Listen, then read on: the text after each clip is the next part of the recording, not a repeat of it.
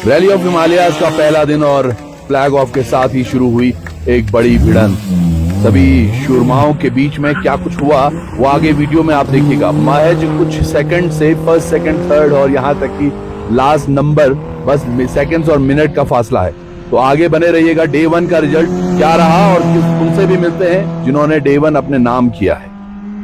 पहली स्टेज थी हिल की और बखूबी उसमें परफॉर्मेंस भी दिखी और सभी ने अपना पूरा जोर लगाया। कुल मिलाकर 3 गाड़ियां पहले दिन खराब भी हुई। एक का क्लच फूका तो एक इंजन सीज। और ये तमाम कहानियां किस तरह शुरुआत हुई ये देखिएगा। फ्लैग ऑफ जब हुआ तो एक के बाद एक गाड़ियों को हरी झंडी दिखाकर हिमाचल के उप मुख्यमंत्री ने फ्लैग ऑफ किया और रैलीज ऑफ हिमालय के सभी ड्राइवर्स को बहुत बहुत बधाइयां भी दी। रैली ऑफ हिमालयाज के 3rd सीजन की शुरुआत तो अब अच्छी खासी हुई है। अब यहाँ से जो आगे ट्रैक है उस पर अब थोड़ी देर में आपको ले चलेंगे आपको कि किस तरह से सभी प्रतियोगियों ने किस तरह से प्रतिभाग किया और अपना अपना दमखम दिखाया। कहा जाता है एंड्योरेंस और गाड़ी की परफॉर्मेंस दोनों पर निर्भर करती है जब रैली ऑफ हिमालयाज की बात होती है। और सभी ड्राइवर यहाँ पर मुस्तैद थे। सब अपने अपने कर्तव्य भी दिखा रहे थे इनिशियली, लेकिन जब ट्रैक पर होंगे तो क्या कुछ होगा वो भी आपको दिखाएंगे। अभी ग्लिम्स हैं, बाकी कहानी आपको पूरी देखनी होगी। और थोड़ी देर में हम बात करने वाले थे जो डीसी हैं लाहौल स्पीति से, उनसे बात करेंगे, जानेंगे क्या कुछ प्लानिंग्स हैं, सेफ्टी क्या मेजरमेंट्स हैं, क्या कुछ होने वाला है रैली में खास। पहले यहाँ पर हमारे साथ डीसी हैं हिमाचल से। और सर पहले तो बहुत बहुत शुभकामनाएं आपको। 3rd लगातार ये रैली हो रही है। बहुत बहुत धन्यवाद। ये हमारी 3rd रैली है, लेकिन इस बार हमने पूरा का पूरा सर्किट लाहौल स्पीति में किया है, जिसमें स्टार्ट हमारा सिसु से है। और ये जो डिफ़िकल्ट हमारा रूट पड़ता है काजा वाला, जिसमें कुंजुम टॉप तक से करके कॉमिक तक जाएंगे, तो इसमें 500 किलोमीटर से ज़्यादा कवर करना है। और इससे जो हमारे लोकल टूरिज़्म है, मतलब यहाँ के जितने भी लोकल को बढ़ावा मिलता है।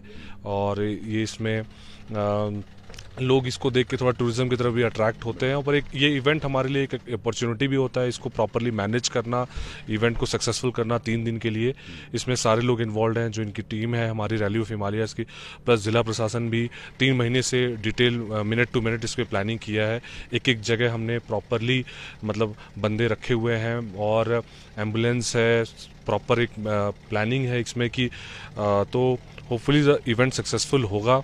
और मैं तो बेस्ट विशेस कहूँगा सारे पार्टिसिपेंट्स को और अच्छे से चले। और इस बार का मैं ये भी बताना चाहूँगा, फर्स्ट टाइम लेडी पार्टिसिपेंट भी हमारे पास इस बार आई हैं। क्या बात है, हम उनसे भी मिलेंगे। लेकिन सर एक चीज़ है, क्या क्या चैलेंजेस होते हैं? Because 500 kilometres up hill, down hill, rough terrain, और उसके साथ साथ सेफ्टी के लिए आपने बोला जैसे कि एम्बुलेंस, तमाम चीज़ें हैं, ये चीज़ें हैं। तो इसमें सबसे ज़्यादा चैलेंज क्या लगा अभी तक आपको?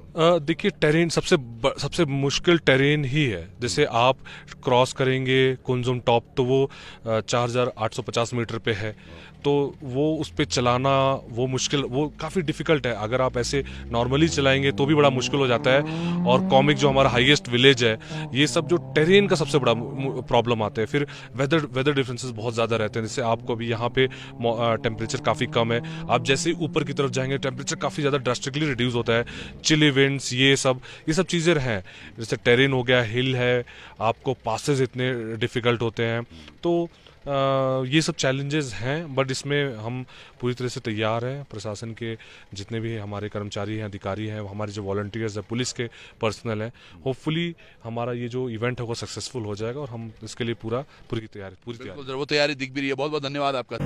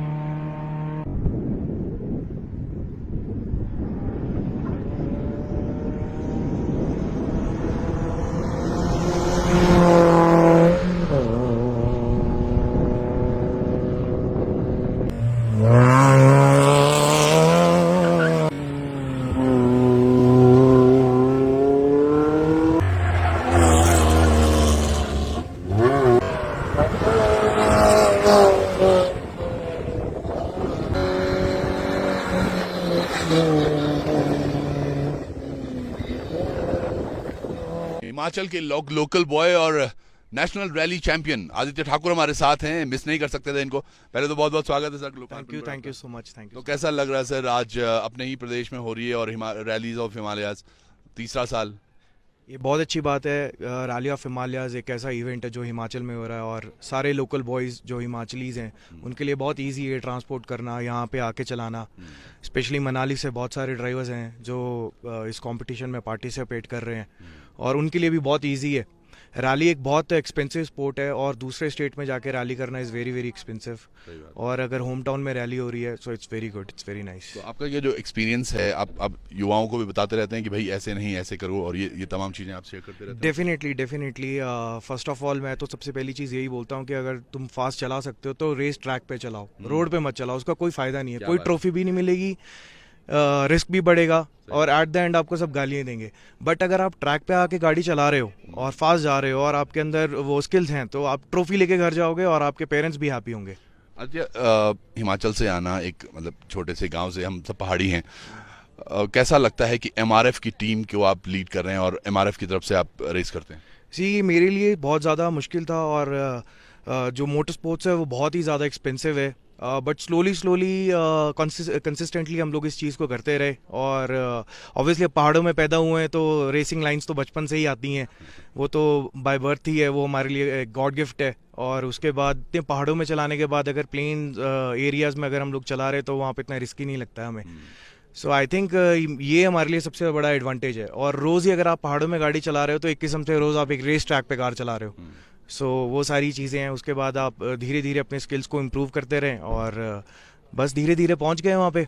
बट चलिए ये, हाँ जी, बट ये कि आपको एक कंसिस्टेंसी रखनी पड़ेगी, हार्ड वर्क रखना पड़ेगा बहुत ज़्यादा।